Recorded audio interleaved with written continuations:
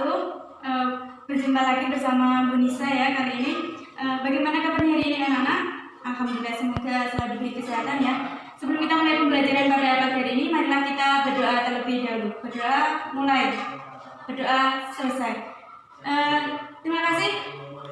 Sebelum kita mulai ya, kita ibu absen dulu. Ada yang belum hadir? Ya baiklah, sambil menunggu yang belum hadir, ibu himbau kepada kalian semua agar tetap menjaga kebersihan, tetap menjaga kesehatan, cuci tangan kalian sesering mungkin, jangan keluar rumah kalau memang itu tidak dalam urusan yang sangat penting, dan tingkatkan lagi ibadah kita kepada Allah. Semoga pandemi COVID-19 ini semoga cepat berlalu dan hilang. Amin amin amin. Baiklah, sekarang kita masuk dalam pola dakwah Nabi Muhammad SAW pada Mekah. Ada yang masih ingat kemarin kita membahas tentang apa? Ya, kita kemarin membahas dengan misi dakwah Rasulullah. Misi dakwah Rasulullah itu untuk apa sih? Yang pertama adalah untuk menegakkan tauhid atau menegakkan agama Allah dan merubah akhlak yang dari zaman jahiliyah menjadi akhlak yang mulia. Itu seperti apa? Terus persamaan derajat antar manusia, seperti itu. Masuk dalam pola dakwah Nabi Muhammad dalam periode Mekah ini, yang pertama di sini ada 5 pembahasan. Tetapi hari ini Ibu akan menjelaskan tentang 3 saja ya.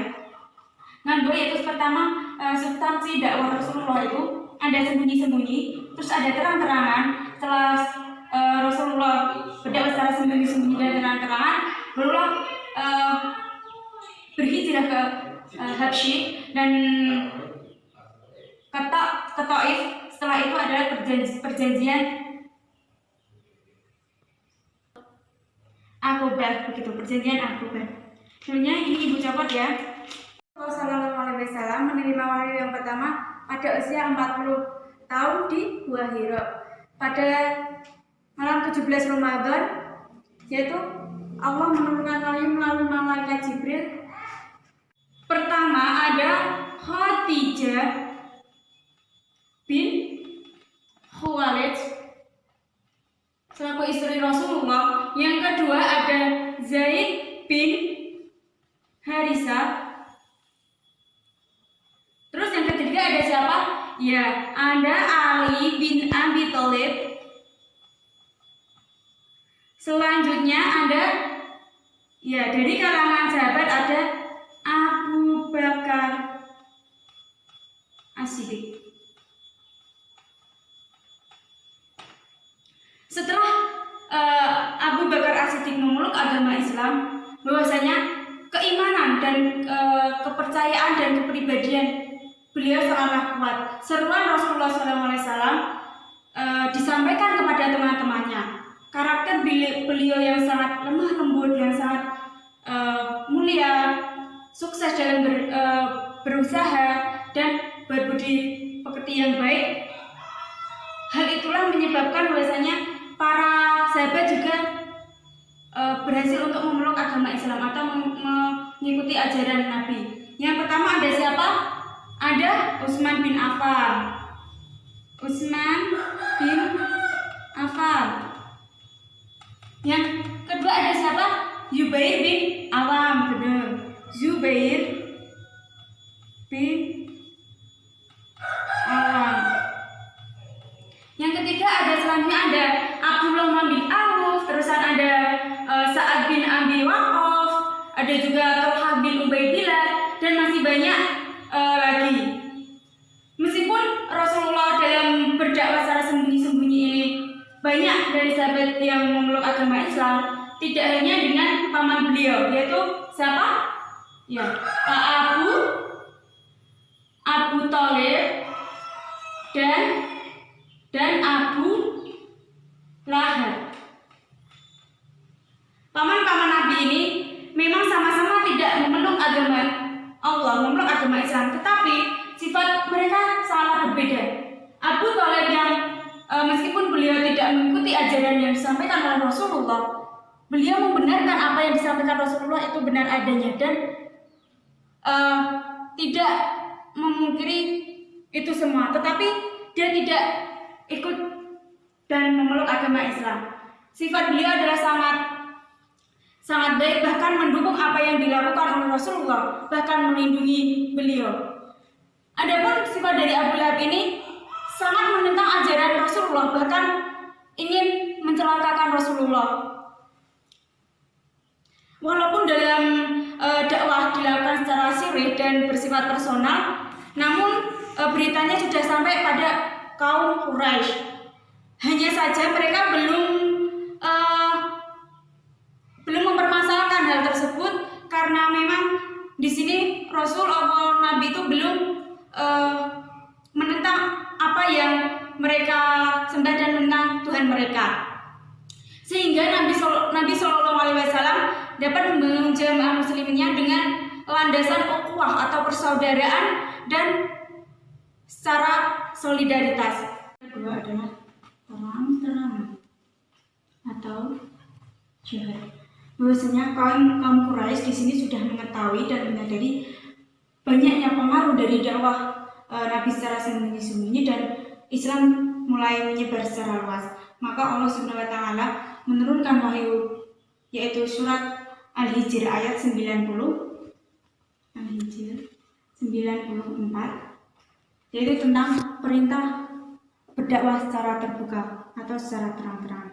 Setelah Rasulullah menerima wahyu untuk menyebarkan dakwah terang-terangan, beliau mengumpulkan para dari Bani Hashim dan Bani Muthalib serta lainnya untuk berkumpul dan mengajak kepada ajaran Allah, yaitu menyembah dan berserah diri kepada Allah.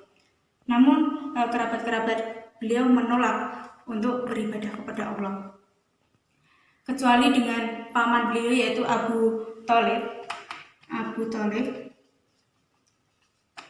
yang mendukung dan percaya bahwa apa yang disampaikan adalah benar adanya, meskipun beliau juga tidak masuk atau tidak memeluk agama Islam. Setelah Nabi Muhammad yakin atas apa janji-janji pamannya untuk melindunginya dalam berdakwah, beliau berdiri di Bukit Sofa. Bukit Sofa. Seraya berseru kepada kaum Quraisy bahwasanya mereka diutus untuk percaya bahwa apa yang disampaikan Rasulullah adalah benar adanya, dan untuk mempercayai bahwasanya iman kepada hari akhir dan bertauhid, utamanya adalah bertauhid dan percaya risalah dan iman kepada hari akhir. Dari banyaknya orang itu adalah paman Nabi yang bernama siapa? Paman Nabi yang bernama Abu Lahab seketika berkata, celakalah engkau selama-lamanya. Dan saat itulah turun surat apa, ada yang tahu? Ya, surat Al-Lahab.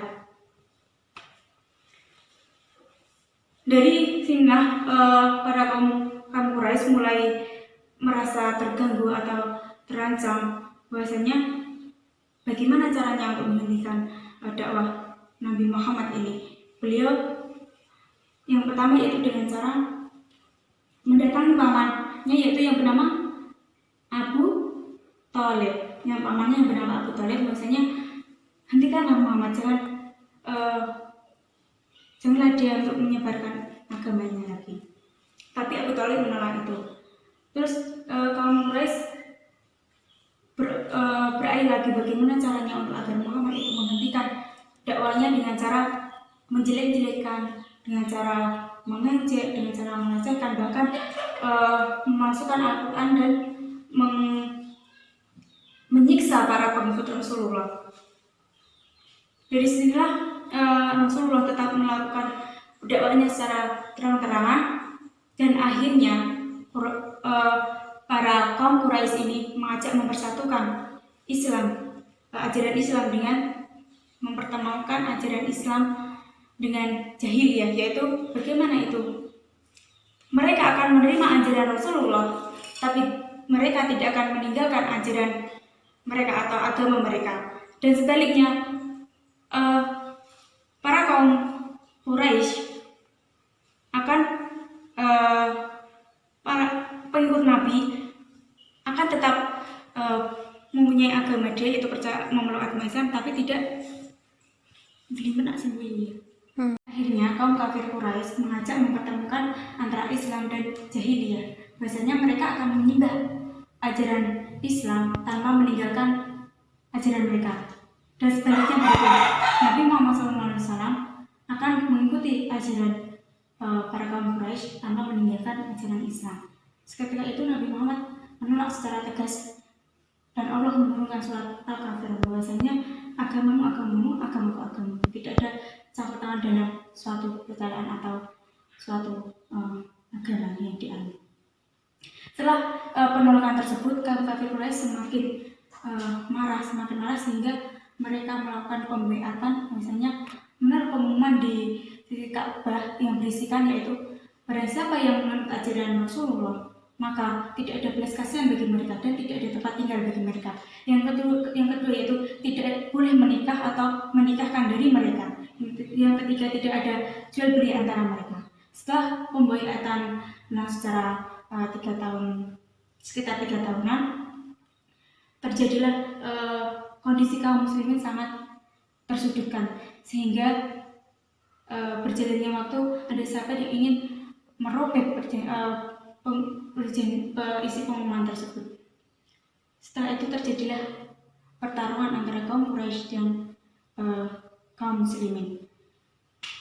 Dan akhirnya turunlah surat Az-Zumar ayat 10 yang berisikan tentang perintah untuk berhijrah. Terus dari sini Ibu sudah menuliskan beberapa hikmah yang dapat kita pelajari dari kita belajar tentang dakwah Nabi Muhammad pada periode Makkah ini. Yang pertama yaitu menyadari bahwasanya melalui keuletan, kesabaran dan berjuang di jalan Allah maka Allah akan memberikan pertolongan begitu. Dalam memahami kita dapat memahami bahwasanya Allah akan memuji orang yang memang benar menjadi utusannya, dan melalui dakwah Rasulullah SAW ini manusia juga dapat informasi yang sangat konkret bahwasanya agama yang diridhoi Allah itu agama yang seperti apa dan apa, yaitu agama Islam. Yang selanjutnya yaitu dapat meneladani sifat-sifat Rasul yaitu atau sifat uswatun hasanah yaitu sebagai teladan dalam bertingkah laku kita sehari-hari. Selain itu juga kita dalam Islam itu tidak ada perbedaan derajat, yaitu semua derajat manusia itu sama di mata Tuhan.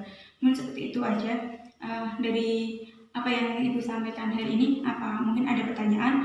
Mungkin nanti kalau ada pertanyaan silakan ditulis di kolom komentar Ibu ya.